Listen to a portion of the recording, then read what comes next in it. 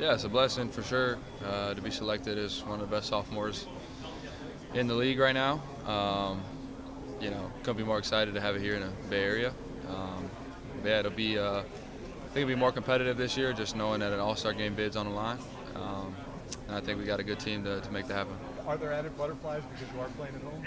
No. Just excitement? We're here with Pregame Brazil, and Gui Santos is here. What can you tell us about him? Yeah, Guy, tremendous dude. There's no flaws when it comes to his personality. Always brings energy. Understands, just what it means to be a professional. And I think that's why you've seen his playing time increase throughout the year. And couldn't be more excited to have him with us. Can you send a quick message to the Brazilian fans? Yeah, what's up, guys? Brandin Podziemski here. Just wishing all of you the best of luck in Brazil. You mentioned the competition level, the All-Star game. It's obviously been an issue for the past few years. How do you feel like the new format with the winner of the Rising Stars game playing an All-Star team addresses that?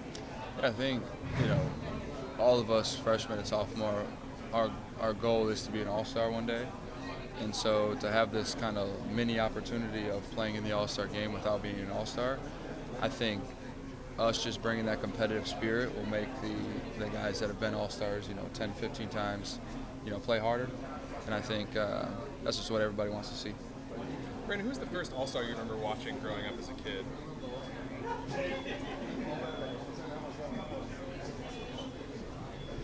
Probably Steph. Steph, LeBron, them guys. And we've been giving guys 3 different players to put one guy in the skills, one guy in the dunk, one guy in the three-point. Okay, so I'll give you Wemby, Zach Edey, and Bol Bol. Skills, I'll do Wemby. You said, what was the other 2? Dunk and three-point. Edey and Bol Bol. I'd probably do Bobo for the three-pointer and Zach Edey for dunk. Thanks. Yeah. Pat Spencer said the player he wants to play against most is Steph this weekend. Is that something you guys have talked about at all? We haven't talked about it, but I would assume me, Trace, and him have the same answer. And I think, we got a good opportunity, 3 out of 4 chance to, have somebody make it for us. And to play against Steph, I think it'll be, be a cool thing, especially being here in the Bay. What's the most fun part of this weekend? Just to savor the moment, take it all in. Yeah, I think the best part is just being able to be a part of it. You can look past it and take it for granted, but I think just to be a part of it in any form or fashion is something that we all appreciate. If you have to pick any era in the NBA, not this one, to play, which one would you pick, and which team would you like to play or player? If I could pick any era to play in, I feel like my game suits all eras. I can play today, 90s, 80s, whatever you want. I would have liked to play with, Michael, see what that's like. I know Steve Kerr had, so just play with him, play with Magic, John Stockton, all guys that are really high skilled in their position. What's it like having your other teammates, a couple of other teammates in this, and they're on different teams, so it makes it a little more competitive? Yeah, I think it's definitely more competitive for sure, but it also, gives us a 75% chance to play in the All-Star game. One of us will, and so that'll be cool. And then, hopefully whoever makes it gets to play against Steph, because that just make the ultimate Bay Area experience. How does this experience enhance your game moving forward, if it does? Yeah, I think when you're able to play against the best, your game tends to elevate. Being able to play with Team USA this summer and just playing against the Olympic squad, the confidence that you get from being there just exceeds anything that you can do in a workout setting. And so being able to play against high-level competition just, validates that you can do it. Hey, Brandon, can you just talk about the kind of crazy 12 hours you just kind of got back from playing, and then just like leveling that with the excitement of just like being in this All-Star experience? Yeah, we had a game last night in Houston and flew back, got in probably like 3 o'clock, and then here we are. So, obviously everybody's tired. There's a bunch of us who did it last night. But this is a once in a lifetime experience, and so just taking it all in and cherishing every moment. Does excitement kind of prevent fatigue? Oh yeah, for sure. I woke up this morning tired, but I know when it's time to play tonight, I won't be thinking about what time I got in last night. Who do you like for rookie of the year this season?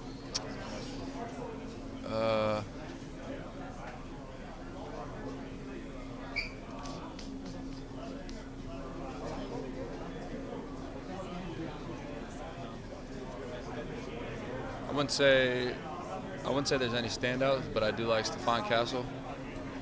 Just the way he plays both ends of the floor. Zach Edey's been good. I mean, it's definitely different from my class, obviously with Wemby. But there's a lot of good talent in that group that could pull away. It's just right now it's pretty even. Compared with the zone right now and the U right now, what's the most differences between you and the first year? I think I'm just more mature. I understand things that it takes to be a pro. I feel more comfortable out there playing. I think everything that you got to consider when you're an NBA player, I think I've kind of learned everything through year one, and now I'm able to implement those things into year two. And so playing in back-to-backs, the travel, all that kind of stuff is very seamless now for me.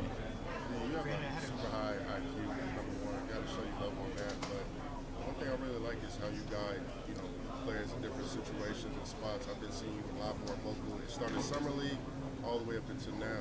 What can you say to kids and aspiring players about being able to put people in the right spots, being able to know every single position and how important that is when you play a lot of high IQ players like yourself? I think your voice and your brain can take you a long way in this sport. Obviously, for me, I'm not the most athletic by any means, but I just know how the game works, and it's like a game of chess. The pieces all got to kind of correlate with one another, and so for me, being able to see the things I do and maybe some other people don't, I think it's my job and responsibility to help them and put them in the right positions for them to be successful. What's the quickest way to make your coach angry? Say that again? What's the quickest way to make your coach angry? Oh, turning the ball over. Sure. Yeah. I had a question on that move of yours, because you'll do a Euro step, you almost come to a full stop. Mm-hmm. And I'm wondering where that came from. When did you start doing that? Yeah, I've definitely seen good players do it. I've seen Luka do it a bunch, and it's just a way to combat your unathleticness, I would say. But you see a bunch of guys doing the league. Stephon Castle's done it a bunch. Scottie Pippen Jr.'s done it a bunch. Even Santi Aldama's done it a bunch. And so just a way to throw timing off for shot blockers. When did you first start doing that? Probably a couple summers ago. But it takes a while to be comfortable to, break it out in a game. Like your last year in college? Yeah. Brandon, speaking of college, you've been in the Bay Area a little while now, Santa Clara here in San Francisco now. What would you say to people who are in town for the All-Star game, but who maybe have been talking a little bit of trash about San Francisco in the Bay Area, like Charles Barkley or something like that? Yeah, I mean, it's a good city. There's a bunch of things to do. Obviously, the event of the All-Star it's a big thing, but there's so many things to do from, Oakland here, Santa Clara, San Jose, whatever, Napa if you like wine. And so it's a lot of good things to do in the city. I think it's a very underrated city. But yeah, it's great.